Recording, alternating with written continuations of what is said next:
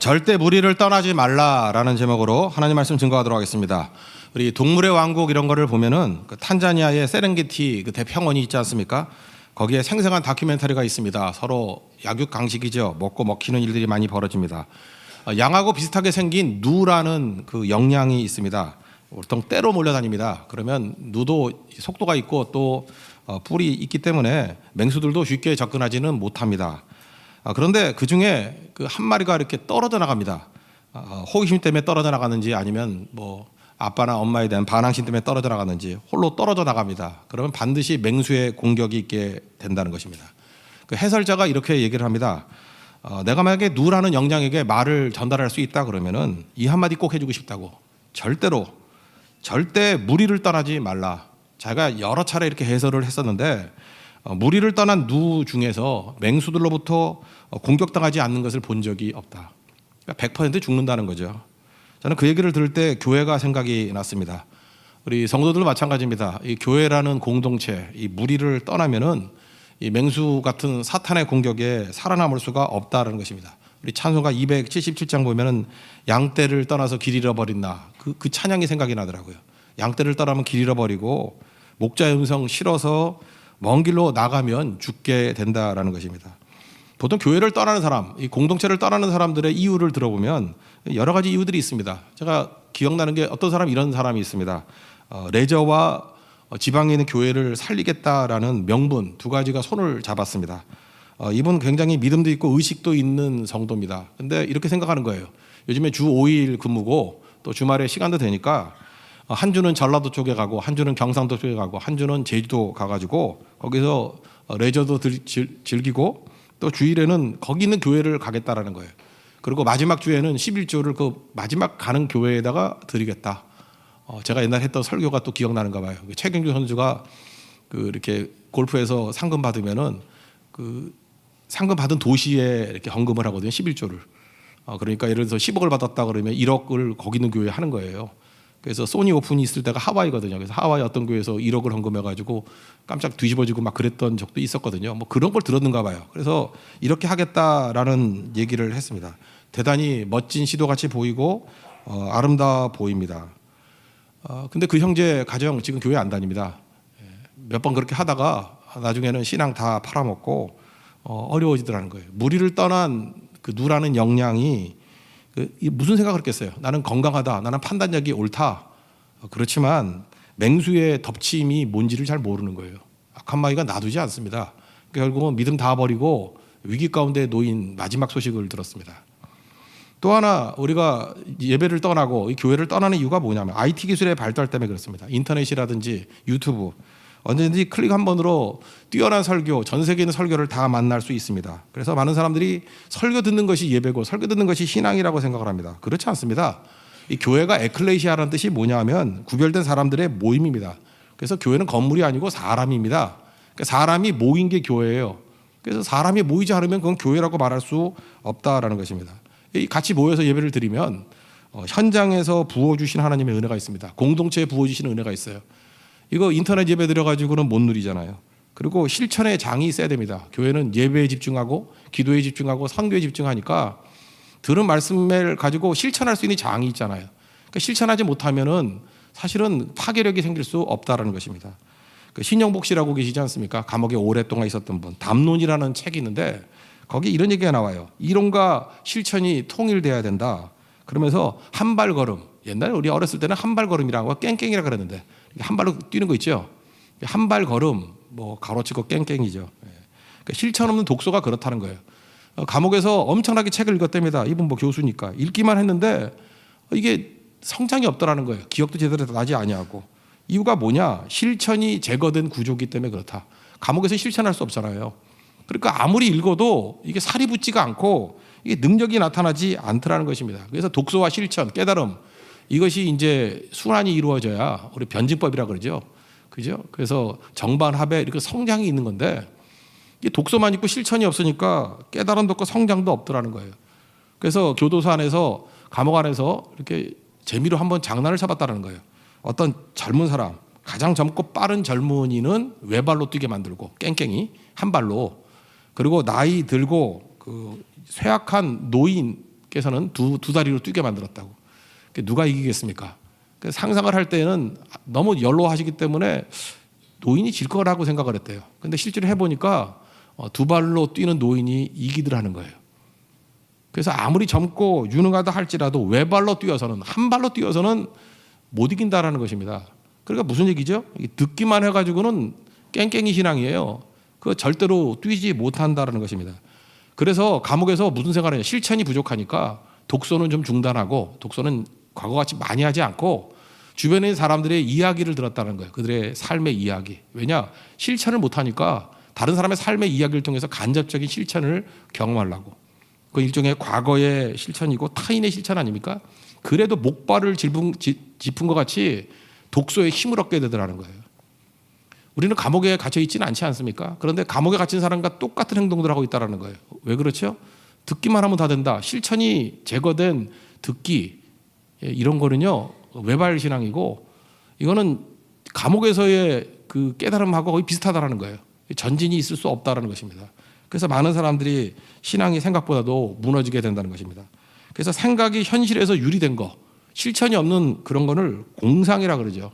그래서 신앙이 다 공상적 신앙으로 변화가 되었습니다. 그러니까 파괴력이 없는 거예요. 우리는 예배가 있고 기도가 있고 또 선교 현장이 있지 않습니까? 현장에 들어갔을 때 엄청난 파괴력이 있다는 걸 깨닫게 되죠. 작은 하나님 말씀을 들었는데 기도하는 가운데 이게 폭발을 해버려요. 작은 하나님 말씀을 들었는데 선교 현장에 갔더니 이게 어마어마한 일들이 벌어졌어요. 우리 지난번도 네팔 선교 갔을 때 그런 깨닫지 않았습니까? 들었던 몇 구절의 말씀인데 현장에서는 그게 핵폭탄이에요. 터져버리더라는 거예요. 왜 그렇죠?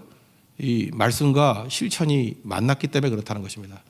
그러므로 교회를 떠나가지고 이런 것들을 체험할 길이 없다라는 거예요. 그러니까 사람이 드라이해지고 나중에는 뭐 교회를 비판하는 사람이 될 가능성도 높아지게 되더라는 것입니다. 또 한 가지는 공동체에서 이렇게 주는 상처가 싫어서, 그러니까 공동체에 속하기 싫다는 거예요. 교회는 그 돈도 내지 않고 자꾸만 쓸데없는 질문을 하는 이상한 분들 많이 계시죠. 뭐 나이가 몇 살이냐, 직업이 뭐냐, 결혼을 했냐 안 했냐, 왜 안 하느냐, 결혼했는데 왜 아기는 안 갖느냐, 이 모든 거 다 사정이 있어 그런 거 아니겠습니까? 그런데 그걸 물을 때마다, 대답할 때마다 이게 상처가 된다는 거예요. 그래서 공동체에 들어가기 싫다라는 거죠. 사실은 교회의 목적이 상처 치유에 있다라고 생각하기 때문에 그래요. 근데 엄밀히 말해서 사람을 부딪히다 보면 좋은 것만 있겠습니까? 상처가 있을 수도 있겠지요. 그러나 교회의 목적은 사명 완수에 있지 않습니까? 그렇다 그러면 이거는 교회의 존재 목적이 무엇인지에 대한 오해에서 비롯됐다라는 거예요. 부딪히면 물론 상처가 있죠. 그러나 사명에 집중하면 그 상처가 기억나지도 않고 더 뛰어넘을 수도 있다라는 것입니다. 그래서 살아있는 교회가 중요합니다. 여러분 삶 속에서 어떤 상처, 어떤 어려움이 있다 할지라도 교회를 떠나서는 그 맹수에게 잡혀먹는 그 누라는 영양과 똑같은 운명에 처하게 된다는 것입니다. 그러므로 절대로 어떤 상황에 놓인다 할지라도 무리를 떠나지 마십시오. 이게 우리 기도가 되어야 된다는 거예요. 교회는요 우리를 보호해주고 인도해주고 생명을 주는 힘이 있다라는 것입니다. 여러분 결코 무리를 떠나지 않고 또 무리를 떠난 사람들 얼마나 위험에 처해 있는지를 깨닫고 기도하고 다시금 주의 품으로 이끌 수 있는 우리 하나님의 종 되기를 바랍니다. 그 다음에 살필 것은 기도인데, 신약교회는 기도로부터 시작이 됐습니다. 그래서 오로지 기도라는 말이 사도행전에 3번이나 나옵니다. 1장 14절을 보니까 예수의 아우들과 더불어 마음을 같이 오로지 기도에 힘쓰니라. 또 2장 42절 보니까 초대교회에게 서로 교제하고 떡을 나누고 오로지 기도에 힘쓰니라. 사도행전 6장 4절을 봐도 우리는 오로지 기도하는 일과 말씀 사역에 힘쓰리라. 이 구제 문제 때문에 이 어려움이 생기게 됐죠. 근데 그 문제를 푸는 방법이 뭐였습니까? 오로지 기도에 힘쓰겠다 이렇게 얘기를 합니다. 교회의 특징은 기도에 있습니다. 이사야서 56장 7절 예수님도 여러 번 인용하셨는데, 내가 곧 그들을 나의 성산으로 인도하여 기도하는 내 집에서 그들을 기쁘게 할 것이며 그들의 번제와 희생을 나의 제단에서 기꺼이 받게 되리니 이는 내 집은 만민이 기도하는 집이라 일컬음이 될 것임이라. 여기 기도하는 집 2번이나 나옵니다. 하나님께서 그저 모든 백성들을 기도하는 집인 하나님의 교회로 이끌겠다라는 거예요. 거기서 드리는 예배, 이 번제와 화제를 기쁘시게 받겠다라는 것입니다. 그래서 그들로 하여금 넘어지지 않고 일어서게 만든다라는 거예요. 그래서 교회는 한마디로 교회가 해야 될 가장 중요한 일이 뭐냐면 기도하는 겁니다. 교회 별명이 뭐예요? 기도하는 집입니다. 그래서 우리가 가르치기는 하지만 교회는 학교도 아니고요. 우리가 치유도 해주지만 교회는 병원도 아니고요. 우리가 구제 사역도 하지만 교회는 구제하는 것도 아닙니다. 교회는 한마디로 해서 기도하는 집입니다. 그래서 교회가 교회답게 되기 위해서는 기도하는 집이 되면 아까도 얘기했죠. 교회의 모든 역량들이 살아나게 되고 생명력이 살아나게 된다는 것입니다. 그래서 무슨 일을 하든지 기도 밑으로 다 내려와야 돼요. 참 묘해요. 세상에서는 똑똑하다 그러고 많이 가졌다 그러는데 기도가 없으면요, 영이 부딪혀요. 그리고 사람이 우스워 보여요. 그래서 자기는 노력은 죽어라 하는데 수고는 엄청 하는데 영향력이 없습니다. 그러니까 예를 들어서 프로그램을 합니다. 근데 기도 없이 프로그램에 매달리면 그 프로그램 진행이 안 됩니다. 일을 합니다. 사역들을 합니다. 근데 기도 없이 사역을 하면 아무것도 안 돼요. 목사가 설교를 합니다. 근데 기도 없이 설교를 하잖아요. 우리는 꽹가리입니다. 찬양팀이 뭐 열심히 찬양을 합니다. 기도 없이 찬양하면요, 사람들이 거부감을 느껴요. 그게 교회이기 때문에 그렇습니다. 그래서 뭐든지 기도 밑으로 내려와야 능력이 있다라는 거예요. 교회가 잠깐 말이 많아집니다. 은혜가 사라져 버렸습니다. 어디서 찾아야 됩니까? 기도가 없기 때문에 그런 일이 벌어집니다. 기쁨이 없고 비판 생기고 잠깐만 이렇게 불평과 차갑습니다. 교회가 왜 차가워요? 기도가 없기 때문에 그렇다라는 것입니다. 누가복음 19장에 보면은 예수님이 성전에 가셔서 장사하는 무리들을 쫓아내 버리시는 일들이 벌어지죠. 교회에 오기는 왔는데 자기 사적인 목적을 가지고 뛸 수 있다는 것입니다. 왜 그렇습니까? 기도가 사라졌기 때문에 그래요. 그때 이사야 56장의 말씀을 얘기하잖아요. 니네들이 강도의 구려를 만들어 버렸고 내 아버지 집은 기도하는 집이라 일컬음을 받으리라고. 기도 없으니까 이런 일이 벌어지게 된다는 것입니다. 그러므로 교회가 기도가 사라져 버리면 교회가 우스운 곳이 돼 버립니다. 비난받는 곳이 돼 버립니다. 무능한 곳이 돼 버린다는 거예요. 우리가 특별히 사역을 하는 사람, 앞장서서 뛰는 사람들은 기도가 있어야 됩니다. 그러지 않으면 사실은 외식하는 사람이 될 가능성이 큽니다. 마태복음 20장을 보면은 예수님이 십자가를 지시겠다고 말씀을 하셨습니다. 얼마나 비장한 얘기입니까?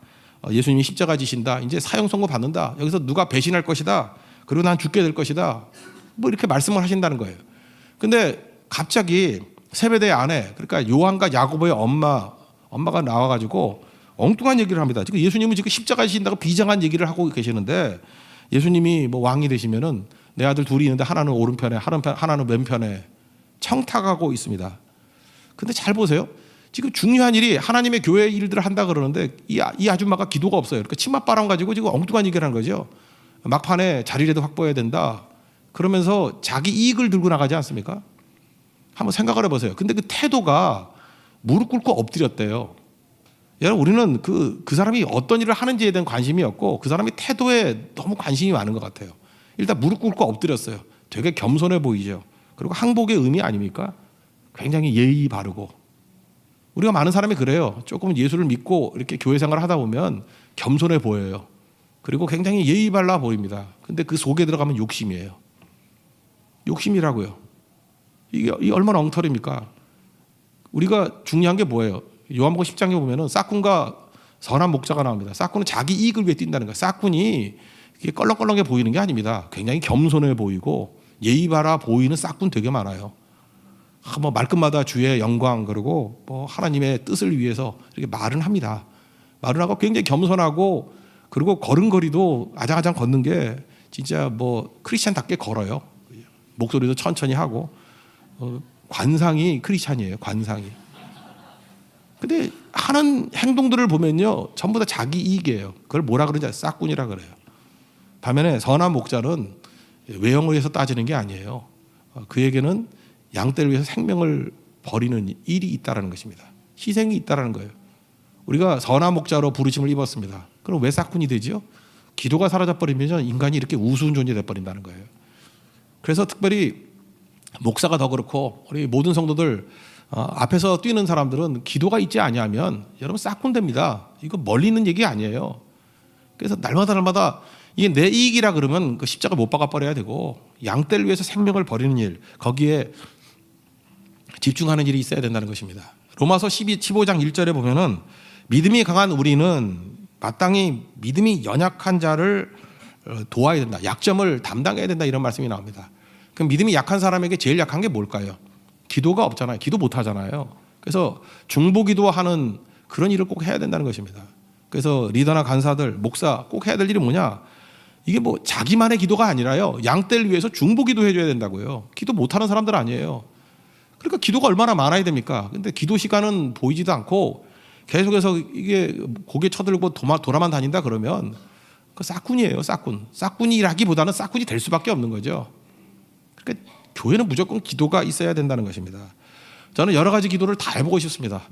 어저께 그 리더 모임 할 때 짝기도 했어요. 짝기도 하고 뭐 진별로 이렇게 그룹 기도도 하고. 제가 하고 싶은 게 벽 기도예요. 벽을 향해서 벽을 붙들고 기도하고 무릎 꿇고 기도하고 손 들고 기도하고 새벽 기도, 철야 기도. 지난번에 베트남에서는 광야 기도했습니다. 근데 이번에 말레이시아 가서 산 기도도 좀 하고 싶어요. 중보 기도하고 합심 기도하고. 그러니까 다양한 기도 있지 않습니까? 그걸 다 경험시키는 거예요. 왜? 교회는 기도하는 집이거든요. 성도는 기도하는 자예요. 그래서 모든 기도의 무기들을 갖고 있는 거예요. 그죠? 어떤 상황에서도 기도할 수 있는 거. 묵상으로도 기도할 수 있고 어느 곳에도 기도할 수 있다는 거예요. 그래서 우리 삶에 문제들이 있지 않습니까? 그 문제를 뚫어버린 거예요. 뻥 뚫어버린 거예요. 영적 혀를 뚫어버릴 때까지 기도하는 사람. 우리 한의학에서는 그러잖아요. 뭐 혈자리가 있다면서요. 혈자리가 있대요. 그래서 뭐 혀를 뚫어야 된대. 제가 지금 목감기가 걸리고 막 이랬더니 뭐 어떤 한의사한테 물어봤더니 뭐 혀를 뚫어야 되는데 어떻게 뚫으려 그랬더니 뭘 맞으래. 간두라고 내가 안 뚫고 말지. 기도로 뚫어야죠. 영적으로도 이렇게 혈이 있어요. 그 뻥 뚫릴 때까지. 교회가 그래요. 뭐가 이렇게 하나 딱 막혀 있죠. 여러분이 그 막힌 혈자리가 있을 수도 있어요. 어떤 중요한 자리인데 기도 없는 사람이 딱 버티고 있어. 기도 없는 사람이 딱 버티고 있다고요. 그 사람이 기도하면 그 혈이 뚫려버려요. 그럼 교회 전체가 건강해진다고. 근데 기도도 하지 않냐고 영적으로 세워있지도 않으면서 어떤 중요한 자리를 차지하고 앉아있으면은 그게 뭐 중직자가 될 수도 있고 교육자가 될 수도 있고 뭐 누가 될 수도 있어요. 그러면 풀리지가 않는다는 거예요. 여러분 초대교회가 기도로 뻥 뚫어버렸던 거 잊지 마십시오. 사도행전 6장을 보세요. 거기 구제하는 문제로 문제가 생겼죠. 그 영적 혈을 어떻게 뚫어버려요? 우리는 기도하는 일에 전념하리라. 그래서 뚫어버리잖아요. 그게 교회라는 것입니다. 여러분들 교회에서 이 기도 없이 우리의 문제가 해결될 수 없습니다. 여러분 기도를 통해서 모든 문제를 풀어버릴 수 있는 우리 하나님의 종 되기를 바랍니다. 그럼 그 다음에 임재인데 기도하면 어떤 결과가 나타나냐? 주님의 임재가 있다라는 거예요. 사업과 질병, 관계, 온갖 문제들이 다 있죠. 우리 가운데 문제 없는 사람이 누가 있겠습니까? 또 사람도 장점이 단점이고요. 단점이 또 장점입니다. 우리 극단적인 예를 든다 그러면 충동형의 사람이 있고 또 고민형의 사람이 있습니다. 뭐든지 이렇게 뭐 하자 그러면 막 움직이는 사람들이 있어요. 그리고 어떤 사람은 뭐 하라 그러면 자꾸만 고민만 해요. 충동형의 대표적인 사람이 베드로고요. 고민형의 대표적인 사람이 기드온입니다. 사사기라는 기드온. 이 충동형의 사람, 베드로 같은 사람은요, 모든 일을 너무 쉽게 생각을 해요. 뭐든지 뭐 쉬워요. 뭐 성경하자면 쉽고, 뭐 헌신하자도 쉽고, 다 쉽대요. 그래서 이 쉽다라는 이 사람의 말을 믿으면 일이 하나도 안 돼요. 나중에 보면 하나도 안 쉬워요. 다 펑크나고. 그래서 이 사람들의 말을 너무 믿으면 안 돼. 이 떠버리들의 말들을 믿으면 큰일 나요. 여기 사람이 다 주를 버린다 할지라도 나는 주를 버리지 않습니다. 그러면 버리겠군 이렇게 생각하면 되고요. 뭐 나는 이 교회에 뭐 뼈를 묻겠습니다. 그러면은 이거 곧 떠나겠군 이렇게 생각하면 돼요. 그죠? 이게 말 믿으면 안 돼. 이거 봐. 이게 충동형이기 때문에 그래. 뭔 말이든 다 해요. 기도는 어떤지 아십니까? 항상 이렇게 고민해요. 고민하고 이 사람은 모든 걸 다 어렵게 생각하는 경향이 있다는 것입니다. 다 어렵게 생각을 해요. 그래서 뭐 쉬운 일이 없어요. 뭐 내일 새벽기도 나올래 그러면 뭐 기도 좀 해보고요. 생각 좀 해보고요. 그냥 나오면 되는 거지. 뭐가 힘들다고. 그죠? 뭐 이번 말레이시아 선교 가는데 가지 않습니까? 어떤 사람은 3년을 고민하다가 말레이시아 선교 가는 사람이 있어요. 3년을 고민하다가 이번에 있거든요. 안에 3년을 고민하다가 제가 말레이시아에다 버려놓고 올라 그래요. 그래서 뚫릴 때까지. 기도는 그렇게 가지고는 안 되거든요. 그러니까 그거 아무것도 아닌 문제 갖고 막 고민하는 사람들이 있죠. 근데 이게 서로 약점과 장점이 있다고요. 베드로 같은 사람은 뭐가 문제냐면 이 사람의 치유법은 이거예요. 자기 자신의 약함을 인정해야 돼요. 내가 이렇게 의욕이 강하고 뜨겁지만 나는 이게 약점이야. 그제 뒷일을 책임 못 져. 이게 기도 없이 이렇게 큰 소리 치면 되는 게 아니야. 그 나중에 그러잖아요. 겸손으로 허리를 동이라 그러고, 그죠? 악한 마귀가 우는 사자같이 산길자를 찾는다 그러고, 약점을 보완하죠. 자기가 그렇게 떠버리라는 거, 기도 없다라는 거, 그 약점으로 알잖아요. 그 인정하잖아요. 그때부터 변화되지 않습니까? 기도는 어떠냐면 하나님의 힘을 인정 못해요. 하나님이 함께 하시면 능치 못할 일이 없다. 그러면 그걸 누가 모르냐고. 근데 하나님이 도와줄지 안 도와줄지 어떻게 하냐고. 그죠? 또 하나님이 또 뭐 그 부분에서는 가냐 안 하면 어떡할 거냐고. 그러니까 이게 불신이에요. 일종의 불신. 근데 이 각각의 사람들이 이런 사람들이 언제 변화가 되느냐면요. 하나님의 임재를 경험하면 지금 이 가운데도 베드로 형의 사람이 있고요. 기드온 형의 사람이 있어요. 근데 동일하게 예배 가운데 하나님의 임재가 있으면 다 변화가 됩니다. 하나님 임재가 언제 일어나죠? 예배를 통해서. 그 요한복음 4장 23절 보니까 아버지께서는 자기에게 이렇게 예배하는 자들을 찾는다. 예배 드리면 주님의 임재가 있어요. 그리고 또 기도할 때요. 신명기 4장 7절 보니까 기도할 때마다 우리에게 가까이 하시는 주님이라고 그래요. 기도할 때마다 주님이 가까이 하신대요. 예수님도 뭐 마태복음 18장에 그러잖아요. 두세 사람이 내 이름에 모인 곳에 함께 하겠다. 그러니까 기도의 임재가 있어요. 그리고 전도할 때 마가복음 16장 20절 보니까 두루 전파할 때 주께서 함께 역사하사. 그러니까 우리 교회가 강조하는 게 예배, 기도, 선교잖아요. 이게 임재. 이거에 집중하면요. 주님의 임재를 체험하게 된다는 거예요. 임재를 체험하면 터가 요동해. 터가. 이게 존재가 요동한다는 거예요. 존재가. 이사야서 6장 4절 보세요. 이사야가 성전에서 하나님의 영광을 받죠. 임재를 받습니다. 그랬더니 문지방 터가 흔들렸대요. 요동쳤대요. 사도행전 16장도 보십시오. 이 감옥에서 기도하고 찬송했더니 16장 26절 보니까 큰 지진이 나서 옥토가 움직이고 막 흔들려 버리죠. 교회는요, 하나님의 임재를 체험하는 곳이에요. 그래서 이게 흔들렸다는 게 뭐예요? 우리 전 존재가 흔들린다는 거예요. 우리같이 강팍한 인생들이 변화가 될 것 같습니까? 하나님의 임재를 체험하지 않고는요, 전 존재가 흔들리지 않고는 절대로 변화가 되지 않아요. 이사야에서 보세요. 이렇게 열심히 섬기는 것 같이 보이지만 하나님 임재를 통해서 전 존재가 흔들렸을 때 그때부터 이사야가 능력의 종으로 쓰임 받지 않습니까? 바울도 보세요. 이렇게 하나님의 임재를 통해서 전 존재가 흔들려 버리니까 자기 힘으로 되는 줄 알았죠. 감옥에 갇혀서 일 다 하잖아요. 간수 회개하고 돌아오죠. 온 가족이 주님께 돌아오잖아요. 교회 문제가 있었죠. 교회 어떻게 세우느냐? 그때 빌립보 교회가 세워지게 되었어요. 그러니까 하나님의 임재가 있으면 전 존재가 흔들리고 우리 삶의 모든 문제들, 베드로의 문제도 해결되고 기도의 문제도 해결되고 우리의 뭐 질병의 문제도 해결되고 임재가 있으면은 병이 나요. 그리고 우리 관계의 문제가 해결이 되고요. 여러분 사업상에 지금 고난의 문제가 있지 않습니까? 이제 파산 직전에 놓인 것 같이 보이죠. 주님의 임재가 있으면요, 그 무슨 기적 같은 일 같이 이게 문제가 풀려버려요. 그게 하나님의 임재의 체험이라는 것입니다. 근데 하나님의 임재가 있으면요, 세상하고 다른 게 뭐냐면 제일 좋은 건 부작용이 없어요. 부작용이. 이사야에서 보면 그런 게 나오잖아요. 뭐 화로다 나요, 뭐 망하게 되었도다. 내가 뭐 입술이 부정한 백성 중에서 하나님을 만났다 이러잖아. 입술이 부정하다. 자기가 맨날 뭐 이사야가 욕하고 그랬는가 봐, 그죠? 뭐 하나님 원망하고 뭐 계셔요, 뭐 하세요, 뭐 주무시고 계십니까, 뭐 이랬는가 봐요, 그죠? 그래서 자기가 입술이 더럽다 이렇게 생각했더니 천사가 와가지고 제단 숯불에서 핀수 입술을 지져요. 얼마나 뜨거웠겠어. 입술이 얼마나 약한지 알아요? 내가 지난번에 입술이 껍질이 나가지고 확 벗겼더니 그것만 해도 그냥 아파가지고 이사야 6장이 생각나더라고. 야, 입술에 이거 껍질 조금 벗겼던데 이렇게 아픈데 이 수수로가 입술을 지졌대요. 근데 성경에 입술이 두툼해져가지고 입술이 붙었다 이런 얘기가 나와요? 하나님의 임재는 부작용이 없어요. 참 묘해요, 그죠? 귀신을 쫓아냈다 그러잖아요. 귀신이 나가면 막 쓰러져가지고 깨지고 뭐 다리가 부러졌다 막 이래야 되는데 귀신이 나가서 쓰러졌다 그러는데 다친 사람이 없어요. 하나님이 일하실 때는 부작용이 없어요. 제가 야고보서 1장 17절 말씀을 항상 강조했죠. 거기 무슨 얘기가 나옵니까? 야고보서 온갖 좋은 은사, 좋은 선물이 위로부터 내려온다. 그러니까 축복은 하늘로부터 내려온다. 그게 첫 번째 메시지고 또 하나의 메시지가 뭐예요? 하나님께서 변함도 없어지고 회전하는 그림자도 없다고. 회전하는 그림자는 뭐예요? 이 부작용이거든요. 인간은 무슨 일을 하든지 부작용이 생기잖아요. 뭐 선물을 받는데 그게 선물인지 뇌물인지 그게 작물인지 어떻게 알아요, 그거를? 근데 하나님이 주신 거는 부작용이 없어요. 그래서 하나님 임재가 필요한 겁니다. 교회가 부작용이 없이 되기 위해서는 하나님 임재를 체험해야 돼요. 하나님이 채워주시면 부작용이 없어요. 근데 인간이 나서가지고 인간이 주고 인간적인 생각을 가지고 접근하면 이건 뭐 되는 일도 있지만 안 되는 일이 더 많아요. 온갖 부작용들이 다 있게 된다는 것입니다. 주님의 임재가 있으면요, 우리에게 소명이 되게 부르심. 내가 뭘 해야 될지. 이사야도 그랬잖아요. 누가 우리를 위해서 갈고 그랬더니 뭐라고 그래요? 내가 여기 있습니다. 나를 보내소서. 여러분, 이 소명하면 좋은 책이 하나 있는데 오스 기니스의 소명이라는 책이 있어요. 뭐 두껍지도 않은 책인데 이게 되게 중요해요. 이 오스 기니스는 집안이 쟁쟁한 집안입니다. 믿음의 가문도 중요한 것 같아요. 그 증조 할아버지가 헨리 기니스거든요. 그 중국 선교의 아버지라고 말하는 사람이 그거예요. 허든 테일러죠.